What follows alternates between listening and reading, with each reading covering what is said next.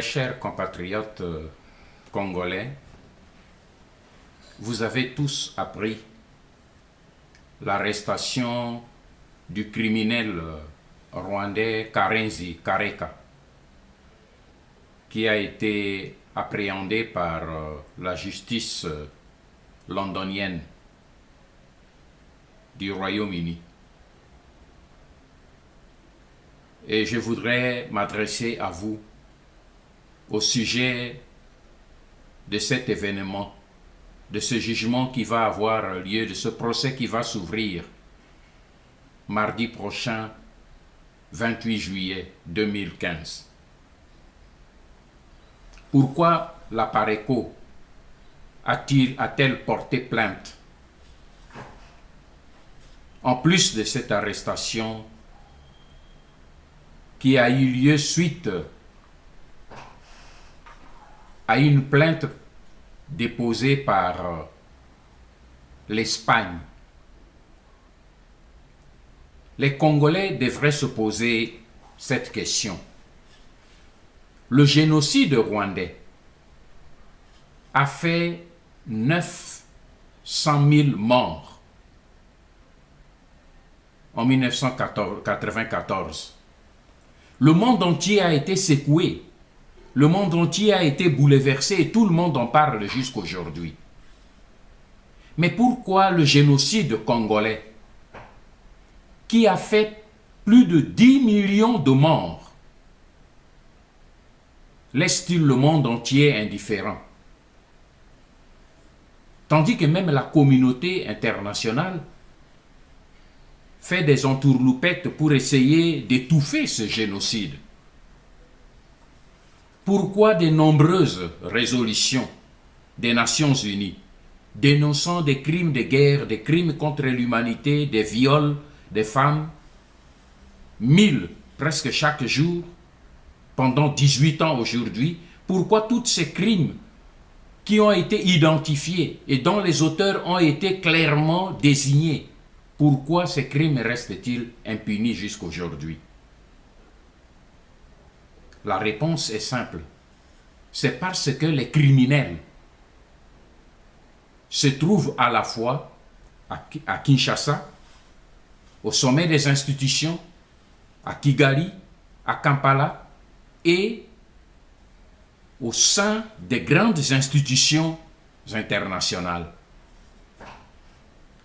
Voilà pourquoi l'arrestation de l'un de ces criminels par la justice britannique suite à la plainte de l'Espagne, qui est un pays membre de l'Union européenne, et cette plainte a été faite non parce qu'on a tué un Congolais, cette plainte a été faite parce qu'on a tué des Européens. Mais c'est comme si vous êtes voisin d'un puissant monsieur, un général qui est votre voisin, et un voleur s'est hasardé d'entrer chez lui pour tuer. Quand il est venu voler chez vous, il a escaladé le mur, et en arrivant chez lui, il a tué et on l'a arrêté. Mais maintenant, si on l'a arrêté et que le général ou l'homme puissant qui est votre voisin l'amène en justice parce que il a tué les gens chez lui en fuyant chez vous après avoir assassiné et pillé, qu'est-ce que vous allez faire? Vous allez dire, comme le puissant a pu mettre la main sur cet homme et l'a amené en justice, moi je vais aller le rejoindre pour présenter ma plainte. C'est ce que la Pareco vient de faire. Parce que les victimes congolaises, personne ne veut en entendre parler à travers le monde.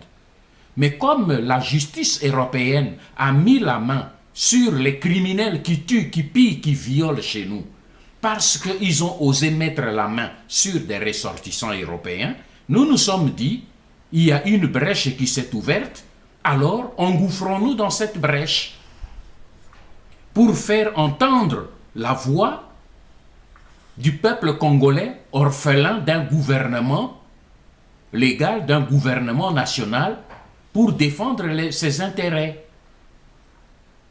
Et nous ne nous sommes pas trompés.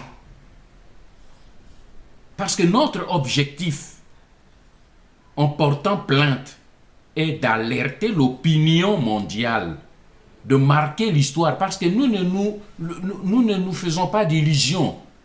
Il est même possible que ce procès n'ait pas lieu parce que les puissants lobbies se sont mobilisés. Il est même possible qu'en le jugeant, on ne le condamne pas. Mais notre problème n'est pas là.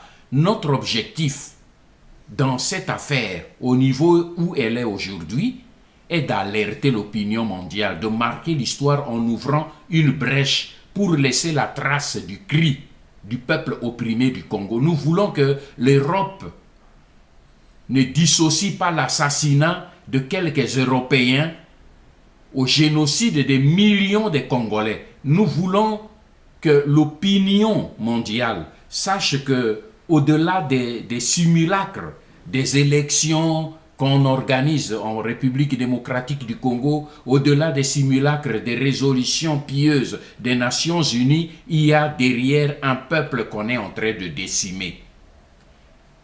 Et parce que nous n'avons pas accès aux puissants médias contrôlés par les puissances dominatrices du monde et qui couvrent ces criminels, nous entendons profiter de l'esprit d'indépendance qui caractérise la justice britannique vis-à-vis des pressions extérieures pour tenter de faire entendre la voix du peuple congolais pour des crimes de génocide, des crimes de guerre et des crimes contre l'humanité commis par Kagame, par Kabarebe, par Kanambe, alias Kabila, alias commandant Hippo, pendant les années de guerre et pendant toute cette période d'occupation qui dure depuis 18 ans. Et comme je disais, nous ne nous sommes pas trompés en entreprenant cette démarche. Parce que nous avons bien évalué notre calcul, car après avoir écrit le 26 juin 2015 aux autorités politiques et judiciaires du Royaume-Uni pour joindre notre peuple, la plainte du peuple congolais à celui de l'État espagnol sur des crimes de guerre et des crimes contre l'humanité commis par le prévenu Karenzi, crimes qu'il a commis en complicité avec ses chefs hiérarchiques de l'époque, dont notamment Paul Kagame, James Kabarebe, Hippolyte Kanambe, alias commandant Hippo, alias Joseph Kabila. Et nous avons enregistré jusque-là des réactions positives et encourageantes de la part des autorités britanniques. Parce que le 1er juillet 2015, Sir Bernard Oldenhauer, responsable de Scotland Yard pour le métropole, il m'a personnellement écrit pour m'informer que notre plainte a été transférée chez son adjoint, Mark Roller, qui est spécialiste des opérations concernant les crimes reprochés à Karenzi, c'est-à-dire des crimes de guerre, des crimes contre l'humanité, le génocide. Et le 7 juillet dernier, M. Mark Rollet m'a écrit pour m'informer et me confirmer qu'il a reçu le document de plainte que son chef hiérarchique lui a transmise, mais qu'à l'intérieur de leur service, ils ont une branche spéciale de contre-terrorisme spécialisée dans le génocide, crimes de guerre et crimes contre l'humanité, qui a été chargée alors d'examiner notre plainte et d'ouvrir une enquête intérieure des faits à charge de Karenzi. Du côté politique, le Premier ministre Cameron nous a répondu par le biais de son cabinet pour accuser réception de notre démarche en nous promettant qu'il suivra par la voie de la justice l'évolution de ce dossier. Voilà pourquoi il ne faut, au niveau où nous sommes arrivés, il ne faut pas considérer que c'est une affaire de la Pareco. Non. Nous nous sommes engouffrés dans une brèche qu'on a ouverte. Cette brèche est devenue maintenant une grande porte d'entrée. Alors, il faut que tous les Congolais s'engouffrent, que tout le monde s'y mette. C'est une opération pour notre pays. Ce n'est pas une opération de végétariat politique. C'est une opération pour notre pays. Il faut que tous les patriotes, tous les différents mouvements patriotes, s'ils le peuvent, qu'ils présentent plainte. Renseignez-vous auprès de vos collègues de la Pareco qui sont à Londres. Ils vous donneront les adresses nécessaires pour écrire, pour déposer aussi vos plaintes, pour qu'ils se rendent compte, pour que l'Europe se rende compte qu'il s'agit ici d'une histoire où tous les Congolais se sont mis debout. Parce qu'il ne faut pas sous-estimer l'ennemi. Vous avez vu que depuis cette arrestation, des lobbies, Clinton, Blair, se sont mis debout. Les lobbies qui protègent et qui sont derrière, pas seulement qui protègent, qui sont derrière ces pilleurs africains, les Rwandais, les Ougandais, tous ces lobbies-là se sont mis debout. Et vous avez vu l'épouse de Tony Blair, avocate, qui a payé 1 million de livres sterling pour obtenir la mise en liberté provisoire de cet assassin et génocidaire rwandais. Et ce 1 million lui a été restitué par l'argent du contribuable congolais que Hippolyte Kanambe a envoyé à son boss, Paul Kagame, pour transmettre ça à Madame Blair. Mes frères, nous voyons ces faits devant nous. Vous avez vu la publicité que les médias mensonges ont fait dernièrement autour d'une visite de consultation que Madame Tony Blair a fait auprès, Madame Blair a fait auprès de cet assassin rwandais. La presse, une certaine presse à sensation, des presses mensonges, des médias mensonges, ont commencé à qualifier ce génocidaire qui a tué chez nous. On commence à l'appeler celui le héros. C'est une injure au sang de nos martyrs, au sang de nos victimes innocentes, de nos mamans, de nos bébés qu'on a violés, qu'on a tués, des enfants qu'on a fait sortir comme des fœtus et qu'on a jetés par terre. Et on appelle ces gens-là, ce sont des héros. Que devons-nous faire, compatriotes congolais? Applaudir? Non, nous devons nous mobiliser. Ce n'est pas une affaire d'un groupe d'hommes, c'est une affaire de tout Congolais. Voilà pourquoi j'en appelle à la mobilisation de vous, les jeunes patriotes de la diaspora. Particulièrement ceux du Royaume-Uni. Le 28 juillet prochain, mardi. Mobilisez-vous parce que le lobby Tutsi rwandais a fait une forte mobilisation. Eux, ils sont tellement bien organisés au moment où nous nous injurions entre nous. Eux, ils sont tellement bien organisés qu'ils ne font pas de la publicité. Mais vous allez voir que ce jour-là, ils seront nombreux devant le tribunal. Avec des pancartes pour dire Karenzi est un héros. Parce que pour eux, lorsqu'on s'attaque à tous les génocidaires Tutsi rwandais, ils font agiter le spectre du négationnisme. Non, ça suffit. C'est une autre époque. Vous devez vous mettre debout. Nous devons mettre fin à cette situation. Mes frères, mes sœurs, il faut que tous les Congolais, enterrons un peu votre hache de guerre idiote. Vous qui aimez le végétarien, allez vous montrer devant la presse qui sera là. Mobilisez-vous. Pour ceux qui seront dans d'autres pays d'Europe, mobilisez-vous devant les ambassades de Grande-Bretagne, dans tous ces pays d'Europe où vous êtes. pour aller avec des pancartes d'encouragement, pour réclamer la justice contre les assassins, les tueurs, les massacreurs de notre peuple. Kagame, Kaguta, Kanambe, les 3 cas, et Karenzi, et tous ceux qui travaillent sous leurs ordres.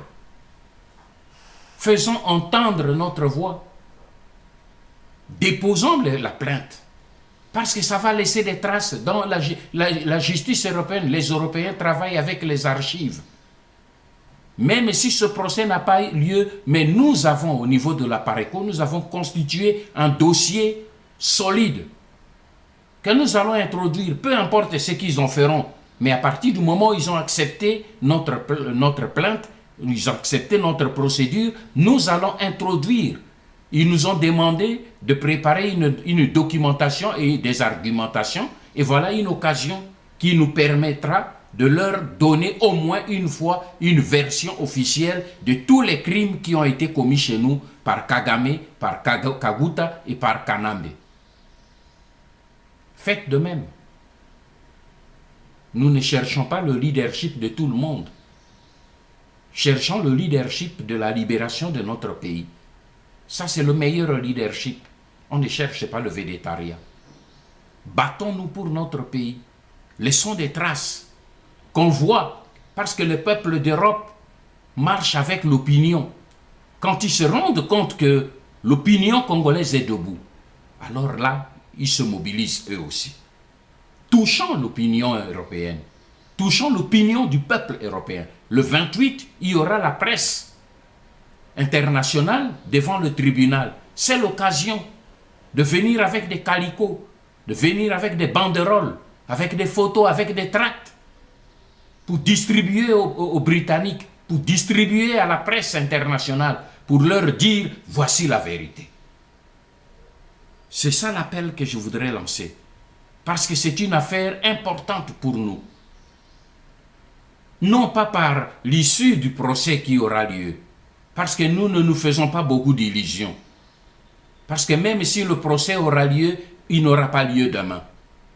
Mais le 28, c'est une occasion pour toi, pour moi, pour nous, de marquer notre présence, de montrer à l'opinion que des crimes se commettent, qu'il y a un génocide dans notre pays qu'on n'a jamais commis ailleurs. Et ceux qui ont commis le génocide, ils sont aujourd'hui à la tête de notre pays.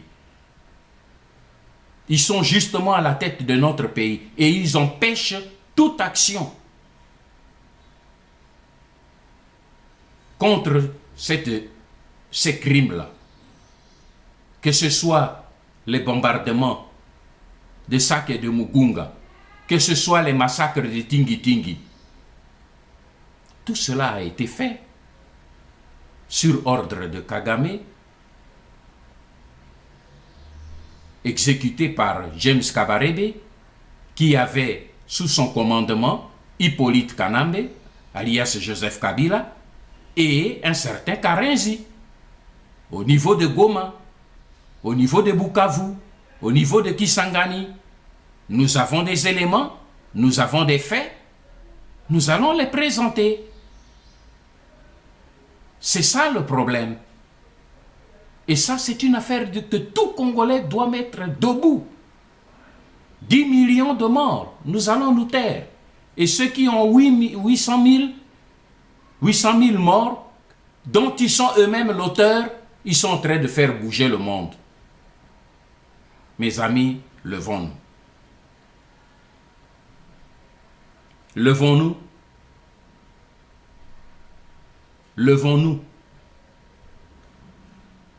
Parce que si nous ne le faisons pas, personne ne le fera à notre place.